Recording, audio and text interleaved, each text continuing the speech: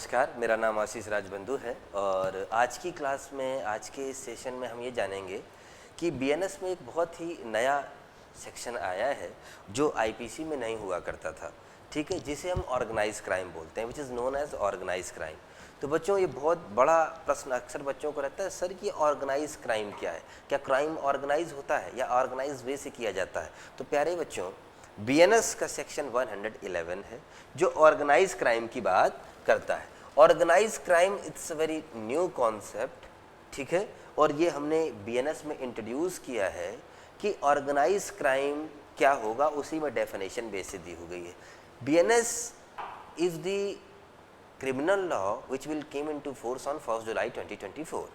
अभी तक क्या है, आईपीसी है। आईपीसी तो काम करना 1 जुलाई से बंद कर देगी।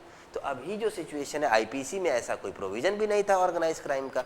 तो ऑर्गेनाइज क्राइम क्या है बच्चे, सेक्शन 111 जो है आपका, वो ऑर्गेनाइज क्राइम को डिफाइन करता है कि क्या ऑर्गेनाइज क्राइम होगा।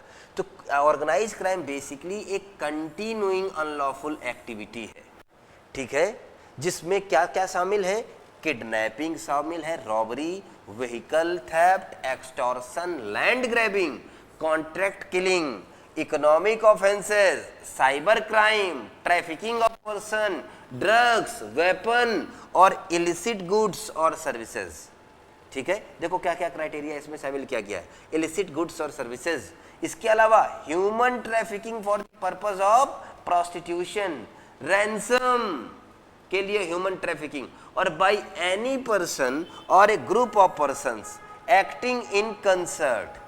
ये बहुत अच्छी बात है, कोई इंडिविजुअल भी हो सकता है, एनी पर्सन भी हो सकता है, या ग्रुप ऑफ पर्संस भी हो सकते हैं। वो कंसर्ट में भी काम कर सकते हैं, सिंगली भी काम कर सकते हैं और जॉइंटली भी काम कर सकते हैं। कैसे, either as a member of organise crime syndicate और on behalf of such syndicate.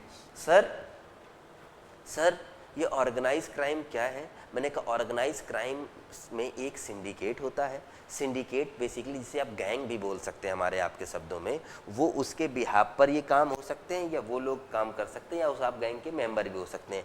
अगर कंटिन्यूइंग अनलॉफुल एक्टिविटी जो आपकी इस नेचर की होगी, ठीक है, जो यूज ऑफ वायलेंस से होगी, थ्रेट ऑफ वायलेंस से होगी, इंटिमिडेशन से होगी, कोअर्सन से होगी, और कोई भी ऐसा अदर अनलॉफुल मीन्स, ठीक है, जो आपको डायरेक्ट या indirect material benefit, financial benefit मिले, वो क्या कॉन्स्टिट्यूट करेगा, ऑर्गेनाइज क्राइम। तो अगर हम आपके शब्दों में, आप और मेरे शब्दों में बताने की कोशिश करें, तो ऑर्गेनाइज क्राइम के लिए एक सिंडिकेट होगा जो अनलॉफुल एक्टिविटीज़ में कंटिन्यूइंग अनलॉफुल एक्टिविटीज़ में इन्वॉल्व होगा, ठीक है, उसके बिहाफ पर, या वो खुद सिंडिकेट, उसका कोई मेंबर, सिंगली, ज्वाइंटली और इन कंसर्ट ये एक्ट करेगा, ठीक है, तो उसे हम ऑर्गेनाइज क्राइम की कैटेगरी में डालेंगे।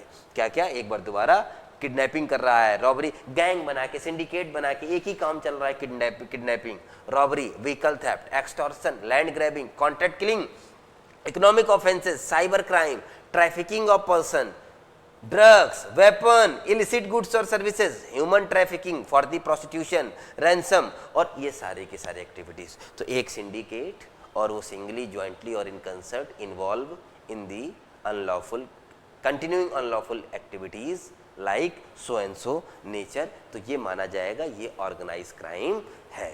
अच्छा, ऑर्गेनाइज क्राइम की क्राइटेरिया, पहला वर्ड क्या बोला, कंटिन्यूइंग अनलॉफुल एक्टिविटी। तो प्यारे बच्चे, और 2 वर्ड यूज किए गए हैं जिसको हमें समझना बड़ा जरूरी है। पहले वर्ड क्या है, द फर्स्ट वर्ड इज, प्यारे बच्चे, जो पहला वर्ड है वो है कंटिन्यूइंग अनलॉफुल एक्टिविटी, और दूसरा है प्यारे बच्चे ऑर्गेनाइज क्राइम सिंडिकेट। क्या बोला मैंने, ऑर्गेनाइज क्राइम सिंडिकेट। इन 2 वर्ड्स का क्या मतलब है, ऑर्गेनाइज क्राइम सिंडिकेट और इसका? तो ऑर्गेनाइज क्राइम सिंडिकेट का मतलब है group of 2 or more person. Syndicate sir क्या है, उसको बताओ, सिंडिकेट किसे कहेंगे? This is basically group of 2 or more persons, जो कैसे कर रहे हैं, सिंगली भी एक्ट कर सकते हैं, ज्वाइंटली भी कर सकते हैं, ठीक है ना।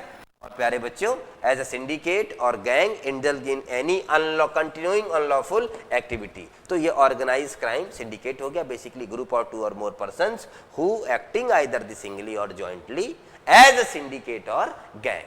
तो उसे हम क्या बोलेंगे, आपका ऑर्गेनाइज क्राइम सिंडिकेट। एक वर्ड इसमें और यूज हुआ है इस ऑर्गेनाइज क्राइम की डेफिनेशन में, कंटिन्यूइंग अनलॉफुल एक्टिविटी। सर ये कंटिन्यूइंग अनलॉफुल एक्टिविटी क्या है? कंटिन्यूइंग अनलॉफुल एक्टिविटी जो है बच्चे वो आपको एक्सप्लेनेशन में दे रखी है। वो बताता है कंटिन्यूइंग अनलॉफुल एक्टिविटी के लिए बेसिकली जरूरी ये है कि any activity which is prohibited by the law, number 1, ठीक है ना। दूसरा, cognizable offence punishable with imprisonment for of 3 year और मोर, ठीक है ना, अंडरटेकन बाय एनी पर्सन, चाहे कैसे भी किया हो। प्यारे बच्चों जरूरी ये है कि more than 1 charge sheet have been filed before a competent court within the proceeding period of 10 year.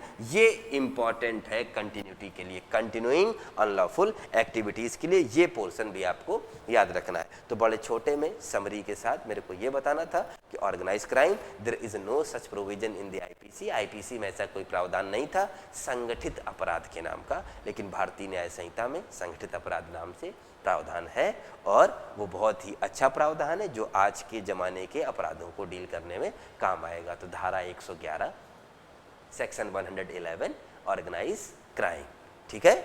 धन्यवाद।